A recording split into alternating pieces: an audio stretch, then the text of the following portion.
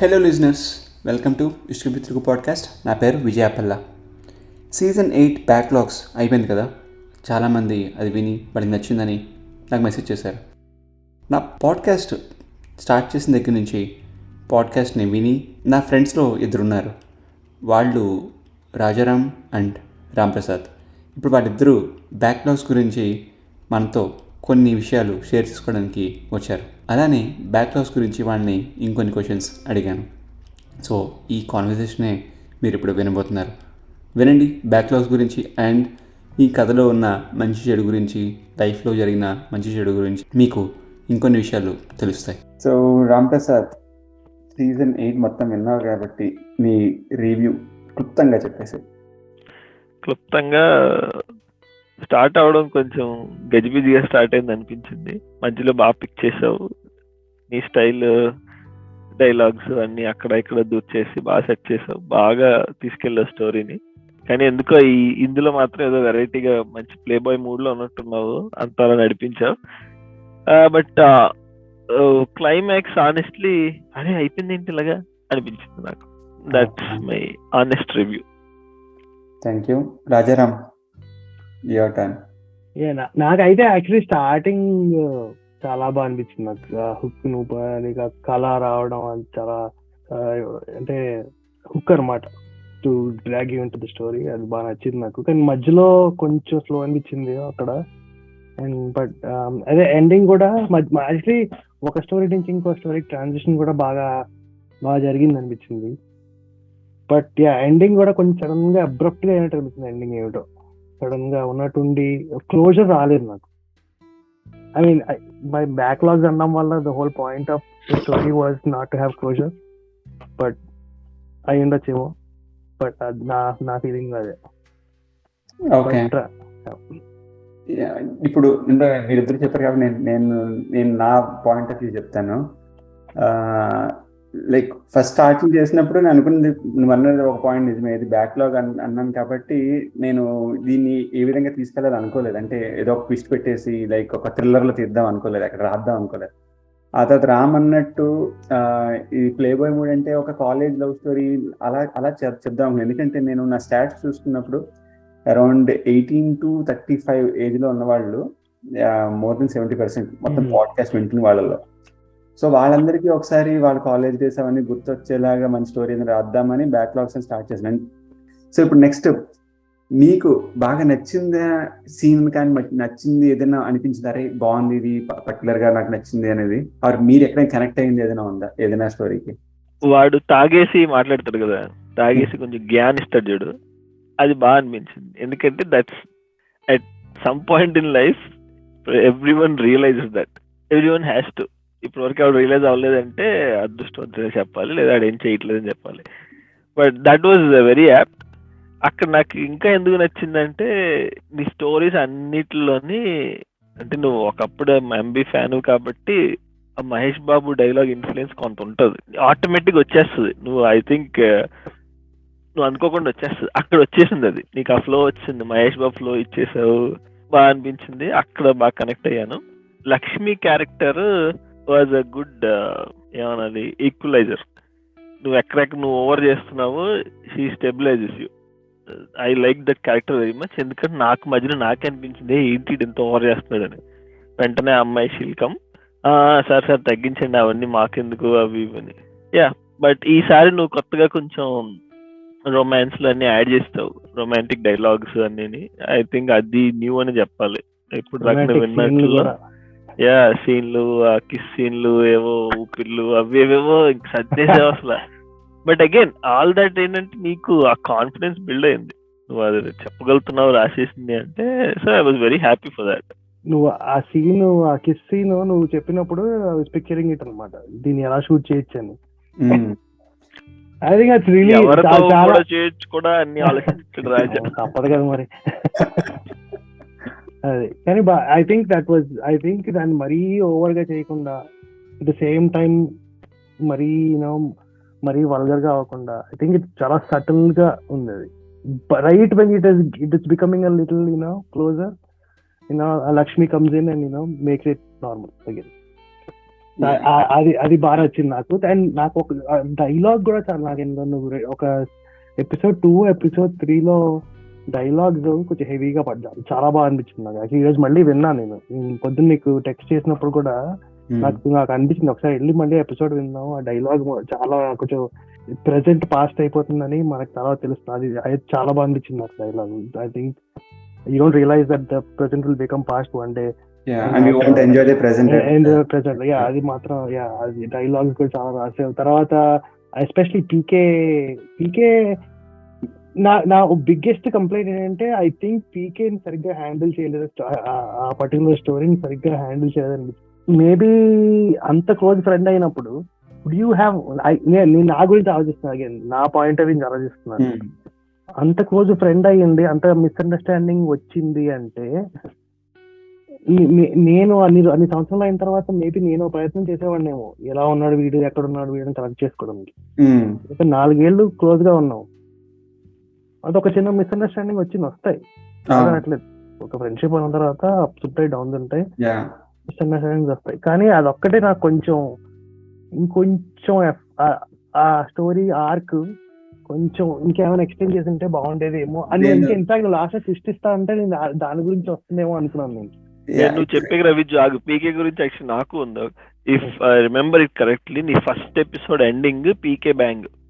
Okay, so I really had high expectations. అట్టి అమ్మాయిడు ఏం చెప్తాడు అది ఇదని. అండ్ గ్యాప్ వచ్చింది. సో గ్యాప్ వచ్చి నువ్వు సెకండ్ ఎపిసోడ్ రిలీజ్ చేసావు. I don't want to lose the bank. So నేను మళ్ళీ ఫస్ట్ ఎపిసోడ్ ఫస్ట్ నుంచి వింటూ ఫర్ కంటిన్యూటీ విన్నాను. పీకేది నాకు అనిపించింది, అరే ఏంటి ఏం లేదు, ఓకే అనుకున్నా. But I was expecting a lot. Maybe అది నువ్వు సెట్ చేసిన ట్రాప్ ఏమో మాకు. బట్ నేను దాని గురించి చెప్తాను ఇప్పుడు. పీకే గురించి అంటే నేను లాస్ట్ ట్విస్ట్ ఇచ్చానని చెప్పి 70% రియల్ స్టోరీ అన్నాను కదా. So PK is actual backlog. ఇప్పుడు నా బ్యాక్లాగ్ అని చెప్పొచ్చు ఒక విధంగా. ఎందుకంటే నాకు ఫ్రెండ్ ఉండేవాడు, నీకు తెలిసే ఉంటుంది రాజారాం, మన కాలేజ్లో రాజేష్ అని చెప్పి, ట్రిపుల్ రాజేష్ గారు. వాడు నేను బాగా అంటే సేమ్ క్లాస్, సేమ్ బెంచ్, అదంతా కలిసి తిరిగాను. అంతాను కాలేజ్ అయిపోయిన తర్వాత ఒకసారి కలిసాడు, ట్వైస్ కలిసాడు. ఆ తర్వాత నుంచి అసలు కాంటాక్ట్ అనేది లేదు. అంటే గోస్ట్ మాట. నార్మల్గా అసలు నేను ఎన్నిసార్లు ఫోన్ చేసినా లిఫ్ట్ చేసేవాడు, అప్పుడప్పుడు మళ్ళీ చేస్తాను తప్పని పెట్టాడు వెంటనే వితిన్ సెకండ్స్. ఆ తర్వాత నెంబర్ అని తెలిసి ఎత్తేవాడు కాదు, నో రీజన్. ఇప్పుడు నాది అలా చేశాడంటే కదంట, 2-3 కూడా అలాగే చేశాడు, మాతో క్లోజ్ గా కుప్లీ వాళ్ళది చేశాడు. వాడికి అలా రాసుకున్నాను నేను వాడిది. అండ్ నేను 70% రియల్ స్టోరీ అన్నాను కదా. Like he became a professor. Like no one could expect, ఎవడో ఎక్స్పెక్ట్ చేయడు. బట్ ట్రిపుల్ రాజేష్ ఏంట్రా ప్రొఫెసర్ ఏంట్రా అని. వాడు నిజంగా కాలేజీలో అలాగే ఉండేవాడు, గొడవలు అవన్నీ. ఐ థింక్ రాజారాం కొంచెం కనెక్ట్ అయ్యే ఉంటాడు కాలేజీలో సీనియర్స్ తో గొడవలు అదంతాను. సో అదంతా నేను పీకే గాడిది అని చెప్పి వీడి పేరు తీసుకుని చేశాను. అండ్ వాడు పీకే ఫ్యాన్ కాబట్టి ఇందులో పీకే అని పెట్టాను. అందుకని నేను సడన్ గా అబ్రప్ట్ గా ఎందుకు ఎండ్ చేశానంటే it is a backlog.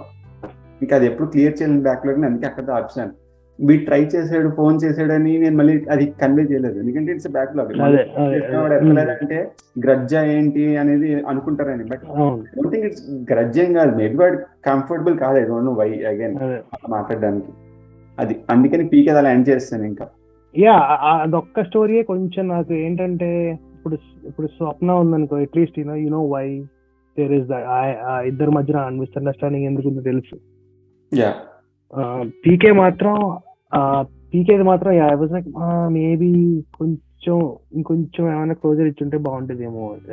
But అది in the grand scheme of things I know నువ్వు చాలా 4 కథలు హ్యాండిల్ చేస్తావు, 4-5 కథలు హ్యాండిల్ చేస్తున్నావు అక్కడ. 4-5 కథలు హ్యాండిల్ చేస్తున్నప్పుడు అన్నిటికీ జీవితంలో కూడా అన్ని సాటిస్ఫై, అన్ని హ్యాపీ ఎండింగ్స్ ఉండవు దీనికి. ఐ మీన్ అదొక పాయింట్. నేను అందుకే తాగినప్పుడు చెప్పాను హ్యాపీ ఎండింగ్ గురించి. లైఫ్ ఒకడు బాధపడుతున్నాడు అని చెప్పి వాడికి హ్యాపీ ఎండింగ్ లేదు లవ్ లో అని చెప్పేసి అంటే అప్పుడు చెప్పాను, జీవితంలో హ్యాపీ ఎండింగ్ లేనప్పుడు నేను లవ్ లో హ్యాపీ ఎండింగ్ ఎందుకు కోరుకుంటున్నాను. సో అండ్ ఇది మేజర్ గా 18 to 35 వీళ్ళు వింటున్నారు కదా, వాళ్ళ కోసం. ఎందుకంటే నాకు మెసేజ్ పెట్టే వాళ్ళు కూడా చాలా మంది, వాళ్ళందరూ ఇప్పుడు చదువుతున్న వాళ్ళు, లేకపోతే జస్ట్ బయటకు వచ్చి ఉద్యోగం చేస్తున్న వాళ్ళు. సో వాళ్ళకి మెయిన్ గా ఇలాంటివి రీచ్ అవుతుందని పాయింట్. ఎందుకంటే మనం అవన్నీ చూసి వచ్చాము, అవన్నీ విన్నాము, చూసాము, జరిగాయి కొన్ని. సో వాళ్ళకి చెప్పడానికి బయట వాళ్ళు చెప్తే ఇంకా బాగుంటుందని. ఇంట్లో వాళ్ళు చెప్తే మనం మన అన్నయ్య కానీ తమ్ముడు కానీ అక్క కానీ ఎవరు చెప్పారు మనం వినం. ఏం చెప్పేది ఏంటారా మనకు తెలీదా అన్నట్టు అంటారు. అమ్మ చెప్పిన నాన్న చెప్పిన. కానీ అప్పుడప్పుడు కొంచెం అనుభవించిన వాడు కొంచెం చెప్తే ఏం తెలుస్తుంది అనేది ఒక ఉద్దేశం అటు ఇలాగ స్టోరీ పరంగా చెప్తే. అండ్ ఇంకోటి ఏంటంటే ఇప్పుడు ఈ డైలాగ్స్ అన్ని ఉన్నాయి చూడు, కొన్ని సరైన ఇంపాక్ట్ఫుల్ డైలాగ్స్ ఉంటాయి. అది స్టోరీ ఫ్లోలోని నువ్వు ఫ్లోలో వినేస్తావు, అయిపోతుంది. తర్వాత నేను చాలాసార్లు ఏమవుతుందంటే రియలైజ్ అయ్యి నేను స్పాటిఫైలో వింటున్నప్పుడు బ్యాక్ కొడితే 15 seconds వెనక్కి వెళ్తుంది. నువ్వు 2-3 సార్లు కొట్టి ఆ 40 seconds వెనక్కి వెళ్ళి డైలాగ్ మళ్ళీ వింటా. మేబీ నువ్వేమైనా చేయొచ్చేమో దానికి, ఆ డైలాగ్ ఇంపాక్ట్ తెలియడానికి రికార్డింగ్ ఏమన్నా బ్యాక్గ్రౌండ్ స్కోర్ యాడ్ చేయడం సంథింగ్ లేదా చేస్తే ఇట్ స్టాండ్స్ అవుట్ అనిపిస్తుంది నాకు. ఒకటి మాత్రం ఇంతకు ముందు కూడా చెప్పాను విజయ్ నీకు, నువ్వు బ్యాక్గ్రౌండ్ స్కోర్ కూడా గుర్తొచ్చింది నాకు. నువ్వు యాక్చువల్లీ బ్యాక్గ్రౌండ్ స్కోర్ చాలా సూట్ అయింది. నువ్వు డిస్ట్రాక్టింగ్ కాకుండా at the same time you know keep the track of the story. I think మనం విజువల్ గా లేనప్పుడు ఐ థింక్ సౌండ్ మనకు తెలియకుండా it has a lot of influence on how it focus the concentration. I think that is something that I really enjoy in your ఇది podcast లో. విజ్జుగడ్ podcast లో specific గా నేను రన్ చేస్తున్నప్పుడే వింటా, so that I can give full focus అని. Background score over the seasons చాలా improve అయ్యింది. నాకు ఫస్ట్ లో అయితే మెంటల్ కొట్టి సరే ఏంట్రా ఎంత బ్యాక్గ్రౌండ్ స్కోర్ వచ్చేస్తుంది, నాకు ఏం వినిపించట్లేదు అది ఇది అని. ఈసారి కూడా సీజన్ 8 వింటున్నప్పుడు అది ఎండ్ అయిపోయి కార్లో ఉన్నాను నేను, ఆటో ప్లే అయిపోయింది స్పాటిఫైలో.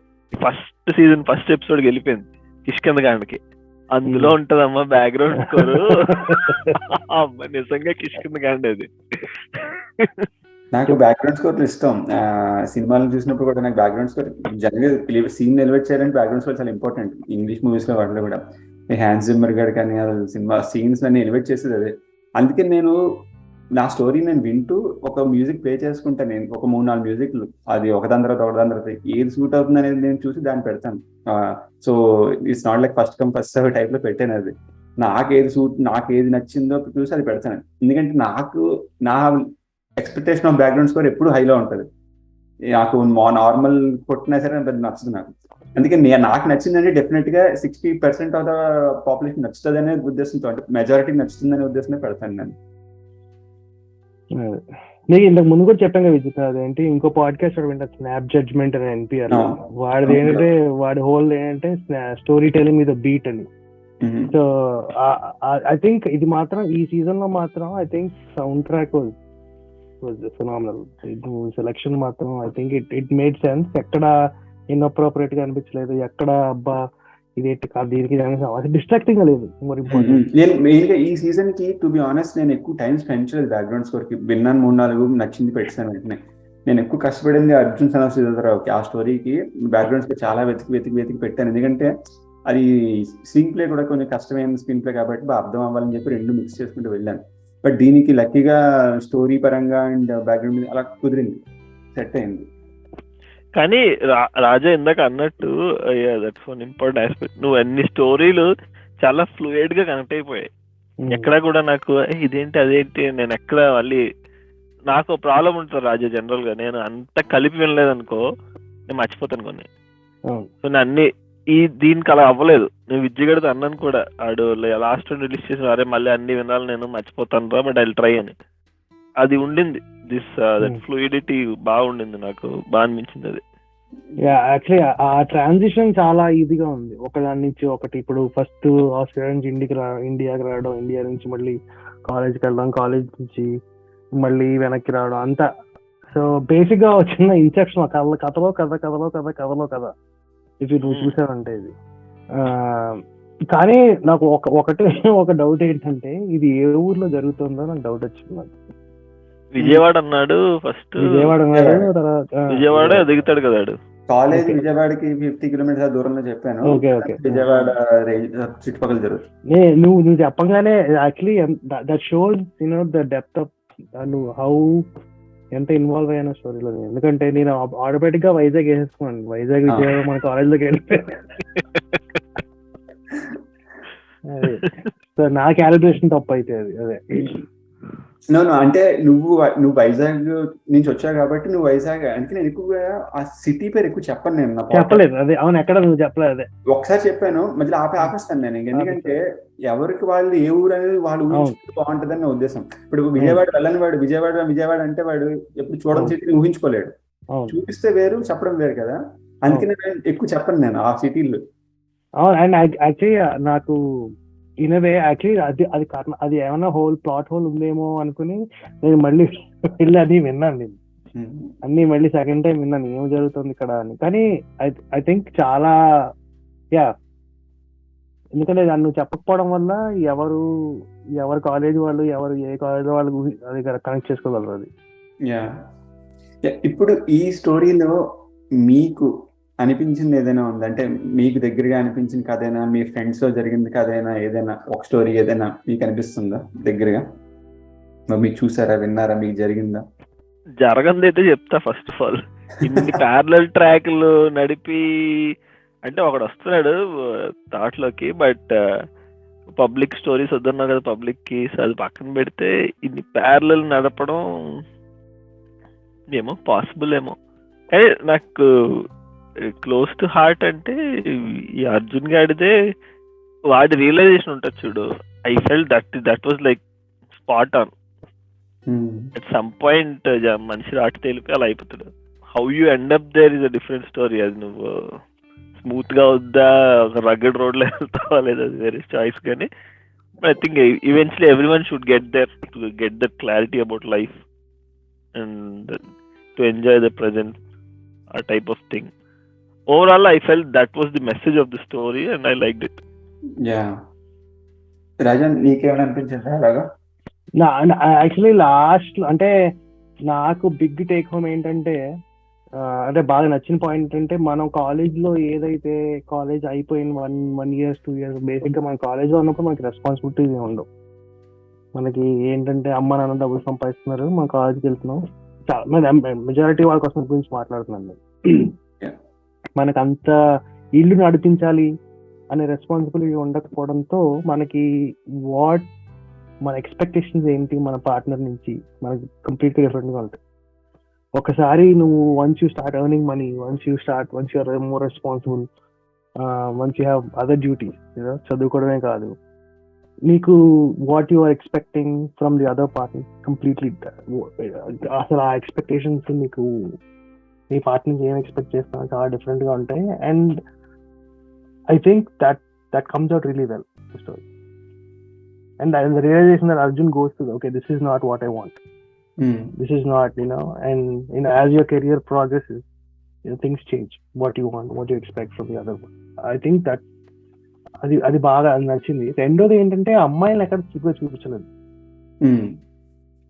నువ్వు ఎక్కడైనా వస్తుందేమో పొరపాటున అనుకున్నాను నేను. కానీ అది ఎక్కడ రాలే, ఎక్కడ అసలు అసలు యాక్చువల్లీ చాలా రియలీ ఇంట్రెస్టెడ్. నాకైతే చాలా ఈజీగా రాసేయచ్చు అమ్మాయి గురించి చీప్ గా. అంటే అది లోయెస్ట్ కామన్ డినామినేటర్. ఇప్పుడు తెలుగు సినిమాలు చూసాం అనుకో, అబ్బాయిలు ఎంత ఎదవ పనులు చేసేయచ్చు, కానీ ఆడు అబ్బాయి కాబట్టి ఆడు మగాడు కాబట్టి ఆడు చేయొచ్చు. అమ్మాయి మాత్రం చిన్న పని చేసే చాలు, మొత్తం స్టిక్కర్ అంటించేసి ఓహో మాడేస్తారు. కానీ అది I think that is something that over time నీ స్టోరీస్ లో కూడా చూసాను, స్ట్రాంగ్ ఫీమేల్ క్యారెక్టర్స్ అవ్వడం, అండ్ ఇట్స్ రియలీ గుడ్. అదొకటి బాగా నచ్చింది నాకు, అమ్మాయిలు ఎక్కడ. అండ్ నాకేంటంటే ఇప్పుడు I have a young daughter at home, so I kind of ఈ స్టోరీస్ ఏదైనా సినిమాలు చూసినప్పుడు irrespective of that they play a huge role in how men perceive.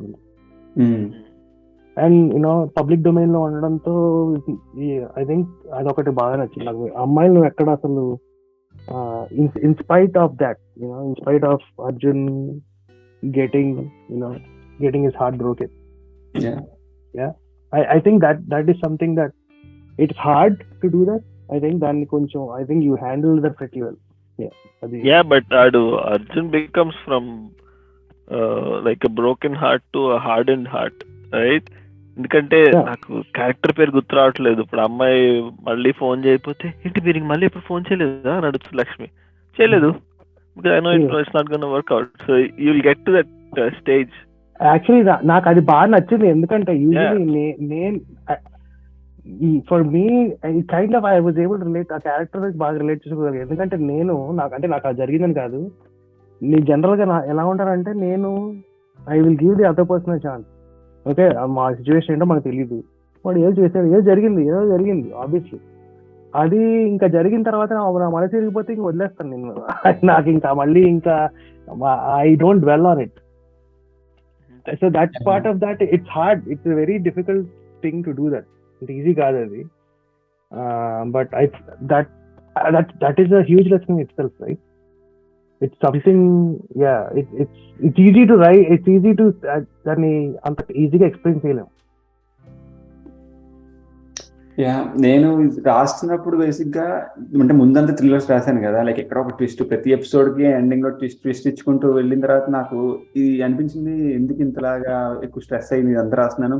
ఇలాంటిది ఎప్పుడు రాయలేదు. అంటే ఒక స్టోరీ అంతా ఏదో ఒక ఎపిసోడ్ రాసి వదిలేసి ఉంటాను లవ్ మీద వాటి మీద, కానీ ఒక స్టోరీ అంతా కూడా లవ్ మీద ఆర్ ఫ్రెండ్షిప్ మీద రాయలేదు.